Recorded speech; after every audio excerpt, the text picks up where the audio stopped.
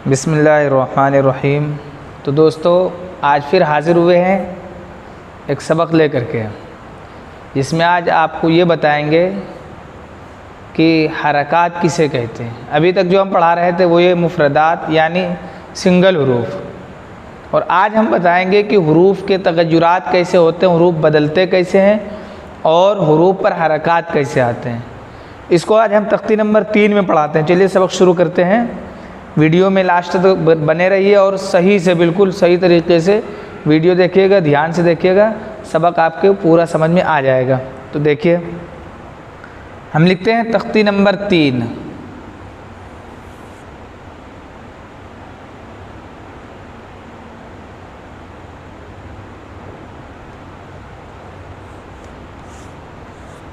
तख्ती नंबर 3 हरकात।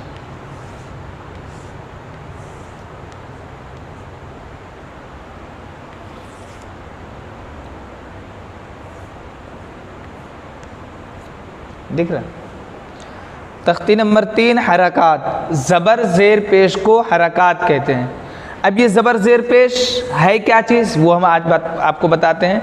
कि जैसे हिंदी में छोटी की मात्रा, बड़ी की मात्रा, छोटू की मात्रा, बड़ों की मात्रा होती है, वैसे ही अरबी में ज़बर ज़ेर पेश, हिंदी में उनको मात्रा कहा जाता है और अरबी में हरकात कहा जाता है। अब ये हरकात इनको इसलिए कहते हैं क्योंकि जिस हर्फ पर ये हरकात आते हैं, जिस हर्फ पर ये हरकत आ जाए, चाहे ज़बर की हरकत आ जाए, चाहे ज़ेर की हरकत आ जाए, चाहे पेश की हरकत आ जाए, वो एक हरफ को एक हालत से दूसरी हालत में बदल देते हैं। मिसाल के तौर पर ये हमने लिख दिया सीधे बा। ये क्या लिख दिया हमने? बा। ये बा इसलिए क्योंकि एक नुक्ता नीचे है, ये हमने बा लिख दिया। अब ये सीधे सीधे तौर पर बा है, लेकिन अगर इसके ऊपर हमने ज़बर लगा दिया तो ये हो गया बा ज़बर बा। इसके नीचे ज़ेर लगा दिया बा ज़ेर बी, फिर पेश लगा दिया बा पेश बू। तो ये हरकत आने की वजह से, ज़बर ज़ेर पेश की हरकत आने की वजह से इनकी हालत बदल गई। कभी बा था, बा से बी हो गया, फिर बू हो गया। तो जब इसके ऊपर हमने हरकत दाखिल करी तो ये इनकी हालत बदल गई है और इनके पढ़ने का तरीक़ा भी बदल गया है। जैसे कि ज़बर है तो बा ज़बर बा पढ़ेंगे, ज़ेर है तो बा ज़ेर बी, और ये पेश है तो बा पेश बू। अब ज़बर ज़ेर पेश की शक्ल है वो हम आपको बताते हैं। हमने ये लकीर खींच दी ऊपर, ये ज़बर की शक्ल होती है, ये नीचे ये ज़ेर की शक्ल होती है, ये गोल गोल ऊपर ये पेश की शक्ल होती है। और जिस हर्फ पर ये हरकत आ जाए, जिस हर्फ पर ये हरकत आ जाए उसको मुतहर्रिक कहते हैं। जैसे कि ये हमने लिखा ता, ये हमने लिखा ता। अब ये सीधे ता है, सीधे तौर पर अभी कुछ नहीं है, लेकिन जब इसके ऊपर हमने ज़बर लगा दिया, ये ज़ेर लगा दिया, ये पेश लगा दिया, ये ता मुतहर्रिक हो गया। यानी कि ज़बर ज़ेर पेश को हरकात कहते हैं, और सिर्फ एक ज़बर को या एक ज़ेर को या एक पेश को उसको हरकत बोलेंगे। मिसाल के तौर पर बोलेंगे ता के ऊपर जैसे ज़बर है तो ता के ऊपर ज़बर की हरकत है, या फिर ता के ऊपर ज़ेर की हरकत है, या फिर ता के ऊपर पेश की हरकत है। ये उस वक्त बोलेंगे जब तीनों में से कोई एक आएगा और तीनों के मजमूए को, यानी कोई किसी को ऐसे पूछा जाए कि ज़बर ज़ेर पेश को क्या कहते हैं, तब बोलेंगे ज़बर ज़ेर पेश को हरकात कहते हैं। और सिर्फ एक चीज़ को बोला जाए, जैसे ता के ऊपर ज़बर है या ज़ेर है या पेश है या मीम के ऊपर ज़बर है, कोई भी हर्फ ले लो XYZ से, कोई भी हर्फ ले ले, किसी के ऊपर भी कोई हरकत है, इससे ये पूछेंगे इसके ऊपर कौन सी हरकत है। तब ये नहीं बोलेंगे कि इसके ऊपर कौन से हरकत है, बल्कि ये बोलेंगे कि इसके ऊपर कौन सी हरकत है। जो भी हरकत होगा, ज़बर की हो ज़बर की बताएंगे, ज़ेर की हो ज़ेर की बताएंगे, पेश की बताएंगे। मेरे ख्याल से बात समझ में आ गई होगी। अब इसके हम और फ़वाइद बताते हैं। वो ये है कि ज़बर ज़ेर पेश को हरकात कहते हैं। और ज़बर ज़ेर पेश को पढ़ा कैसे जाता है? तो ज़बर ज़ेर पेश को जल्दी पढ़ा जाता है, ज़बर ज़ेर पेश को जल्दी पढ़ा जाता है। जैसे कि हमने लिख दिया सीन, सीन ज़बर सा, सीन ज़ेर सी, सीन पेश सू। कोई भी हरफ ले ले, हमने सीन लिया है, चाहे अलिफ ले लिया, ये ले लिया, और बा ले लिया, तो कोई भी हरफ ले लिया, या फिर जो है आइन ले लिया, कोई भी हरफ ले लिया, तो हमने इसके ऊपर लगा दिया आइन ज़बर आ, आइन ज़ेर ई, आइन पेश हो। तो अभी हमने ये समझाया था कि ज़बर ज़ेर पेश को हरकत कहते हैं। अब देखिए ज़बर ज़ेर पेश को जल्दी पढ़ें, थोड़ा भी ना खींचे, यानी ज़बर ज़ेर पेश जो है बिल्कुल खींच कर नहीं पढ़ा जाएगा, जरा सा भी नहीं खींचा जाएगा। जैसे कि हम लोग बस की बा बोलते हैं, जैसे हम लोग बोलते हैं बस, जैसे हम लोग क्या बोलते हैं बस, बस जब बोलते हैं तो बा में जरा सा भी देर नहीं लगाते हैं, फौरन बोल देते हैं। ऐसे ही हम लोग को बोलना है आइन ज़बर आ, आइन ज़ेर ई, आइन पेश ऊ, सीन ज़बर सा, सीन ज़ेर सी, सीन पेश सू। कोई अगर पढ़ दे नहीं सीन ज़बर सा, सीन ज़ेर सी, सीन पेश सू, तो ये गलत हो जाएगा, ये सही नहीं होगा। इसको सही करने के लिए क्या है कि ज़बर ज़ेर पेश को बिल्कुल भी नहीं खींचेंगे, जल्दी से अदा करेंगे। अब एक चीज़ और, वो ये बहुत अच्छी चीज़ है, क्योंकि इसमें बहुत सारे लोग कहते हैं कि ये कौन सी चीज़ है, तो हम वो चीज़ भी बताते हैं। ये ज़बर ज़ेर पेश हो गया। वो चीज़ ये है कि ये अलिफ है, ये क्या है, अलिफ है, लेकिन इसके ऊपर जब हम ज़बर ज़ेर पेश लगाते हैं तो ये अलिफ से हमज़ा हो जाता है। अब ये कौन सी बात हुई भाई, हमज़ा क्यों हो जाता है? तो हमज़ा इसलिए हो जाता है क्योंकि पूरे कलाम पाक में, पूरे कुरान मजीद में जहाँ पर भी हमज़ा के कायदे जारी हुए हैं या हमज़ा आया हुआ है, वहाँ पर अगर अलिफ की भी शक्लें लगी हुई है और उसके ऊपर ज़बर ज़ेर पेश है तो वहाँ पर हमज़ा के ही कायदे जारी हुए हैं। अलिफ असल में हमज़ा ही है। यह अलिफ उस वक्त बनता है जब इसके ऊपर कोई हरकत ना हो, और अलिफ जो होता है कभी अकेले नहीं आता है।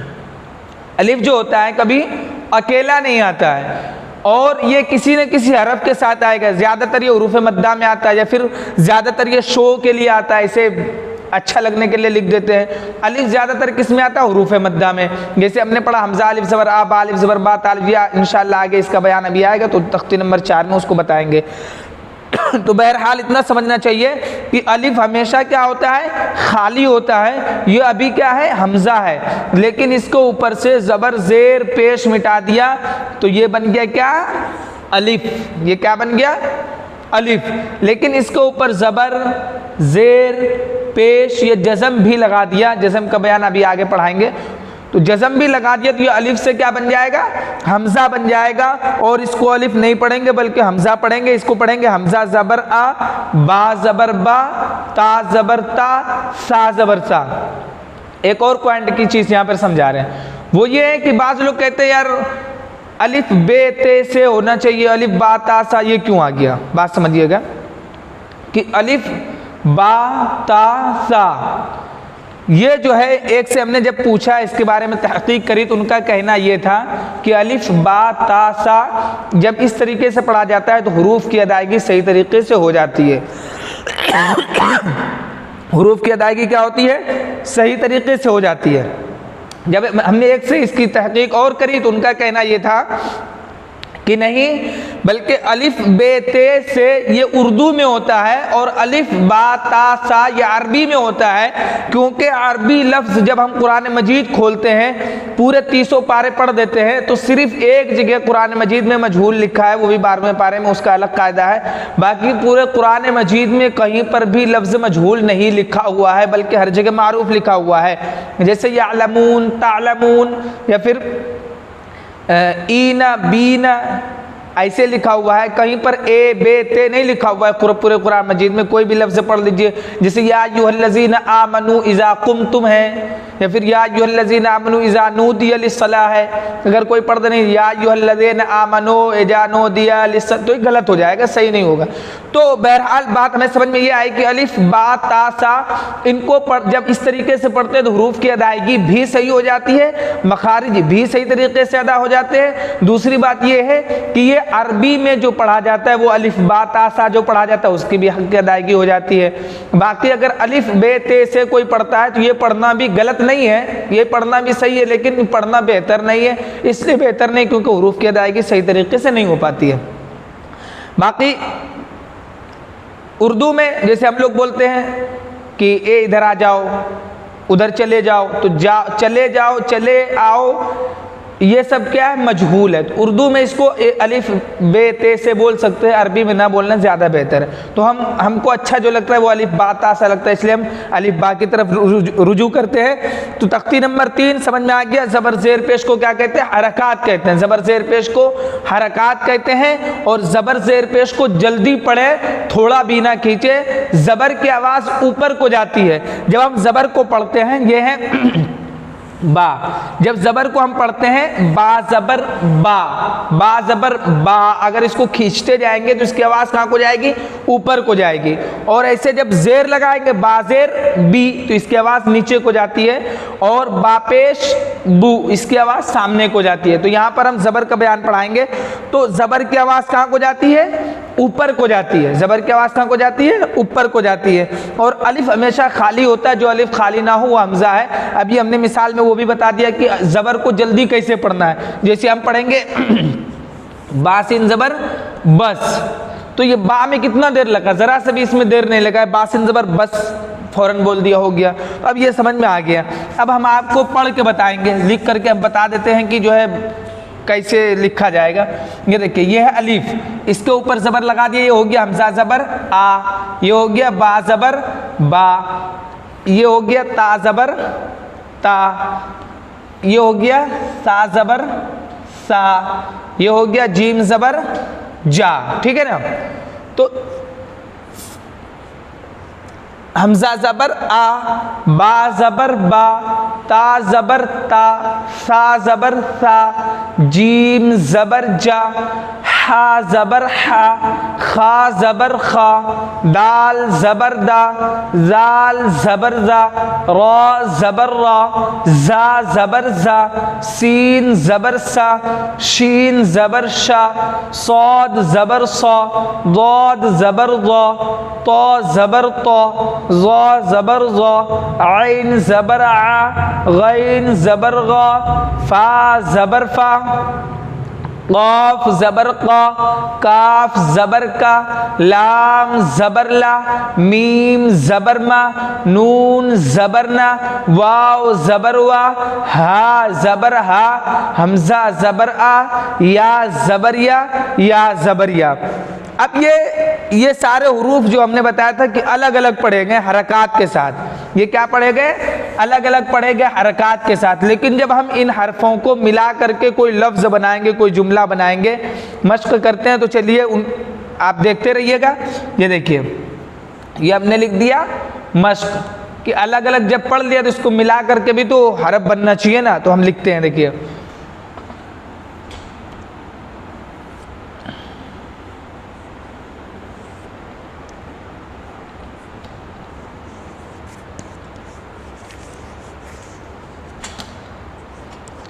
दाल ज़बर दा, रा ज़बर रा, दरा सीन ज़बर सा, क्या बन गया, दरसा। दाल ज़बर दा, रा ज़बर रा, दरा सीन ज़बर सा, दरसा।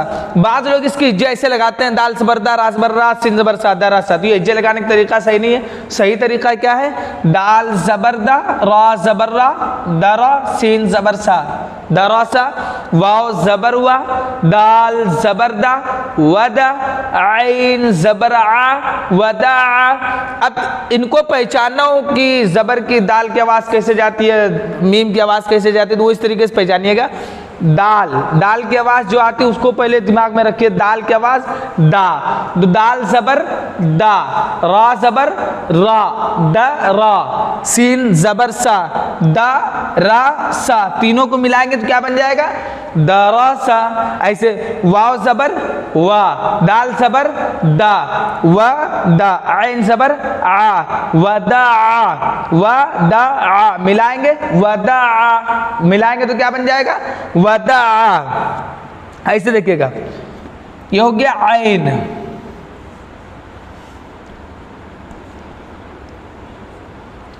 इसमें कितने हुरूफ है, आइन, बा और दाल। ये देखिए 3 हुरूफ है इसमें, आइन, ऐन, बा, दाल, दाल। हमने पिछले वीडियो में शायद बताया भी था कि जब हुरूफ की शक्लें मिलती हैं तो कहीं पर उनका सर बाकी रह जाता है, कहीं पर थोड़ा सा जिस्म बाकी रहता है, कहीं पर थोड़ा सा हिस्सा सिर्फ बाकी रहता है। बाकी हरफों को नुक्ते से पहचाना जाता है। जैसे कि ये बा है, ये क्या है? बा है, एक नुक्ता नीचे इसलिए बा है, इसकी शक्ल तश्तरी से ऐसे नीचे की बनी हुई है। अब यही जब इनको किसी दूसरे हरफ के साथ जोड़ा जाएगा, आइन के साथ जोड़ दिया तो ये क्या है? यहां से खींच करके आधा बा को काट दिया। जैसे हुरूफ की शक्लों में बताया था कि हुरूफ की जो शक्लें होती है वो आधा कहीं पर सर बचा हुआ होता है, तो उसके उन्हीं शक्लों में से एक शक्ल बाकी ये भी होती है, जोड़ दिया। अब ये आइन है, आइन का इतना हिस्सा देखिए इसमें काट करके सिर्फ इनका सर को जोड़ दिया गया इसे। और ये दाल है, दाल के बा को ऐसे जोड़ करके दाल की एक शक्ल और बताई थी वो वाली। एक चीज और वो समझिएगा कि जो दाल ऐसे वाली होती है नीचे वाली, ये जब अलग लिखा जाएगा, किसी हरफ से मिल करके नहीं आएगा, जुड़ करके नहीं आएगा, तब ये वाला दाल लिखा जाएगा। लेकिन किसी हरफ के साथ अगर जुड़ करके आता है तब सीधा वाला दाल लिखा जाएगा। वो जैसे ये वाला दाल, ये वाला, जैसे कि ये इसमें आबादाम लिखा हुआ ये। और अगर अलग आएगा तो ऐसे आएगा, जैसे ये हमने दरसा में लिखा है, दरसा के दाल को लिखा है तो ये ऐसे आएगा दाल। अगर मिल करके आएगा तो ऐसे आएगा, अगर अलग आएगा तो ऐसे आएगा। इतनी बातें समझ में आ गई है। बाकी और चीज बाकी और देख लीजिए, किताब की तरफ देखेंगे ध्यान में आएगा। इसमें ध्यान देंगे, देखिएगा, दाल जबर दा, रा जबर रा, दरा सीन जबर सा, दरासा, वदा, अबदा, कसबत। पहले इसकी हिज्जे लगा लीजिएगा, जैसे कि हिज्जे लगाएंगे, दाल जबर दा, रा जबर रा, दरा सीन जबर सा, दरासा, वाव जबर वा, दाल जबर दा, वदा, आइन जबर आ, वदा, आइन जबर आ, बा जबर बा, अबा, दाल जबर दा, अबदा, काफ जबर का, सीन जबर सा, कसब, बा जबर बा, कसबा। ऐसे रवा पढ़ लेंगे, दरासा, वदा, अबदा, कसबा, दखला, बलगा, वजदा, सजदा। तो दोस्तों आज हमने तख्ती नंबर 3 का सबक पढ़ाया है। तख्ती नंबर 3 के सबक का एक चैप्टर सिर्फ पढ़ाया, एक सफ़ा पढ़ाया, बाकी 2 सफ़े तख्ती नंबर 3 के बाकी है, तो इंशाल्लाह अगली वीडियो में हम आपको बताएंगे। तो आप वीडियो को सही से देखिए और दोस्तों तक शेयर करिए ताकि वो भी इन तमाम वीडियो से फ़ायदा उठा सके और आप भी सवाब जारिया का जो है बाइस बन सके, वजह बन सके और आपको भी सवाब मिल सके। इनको ज़्यादा से ज़्यादा अपने दोस्तों में शेयर करिए, अपने घरों में भी शेयर करिए ताकि बच्चे जो है ज़्यादातर इसमें शुरू के सबक पढ़ा रहे तो बच्चे इनसे फ़ायदा हासिल कर सकेंगे। और इंशाअल्लाह फिर अगले वीडियो में आगे का सबक लेकर के मिलते हैं।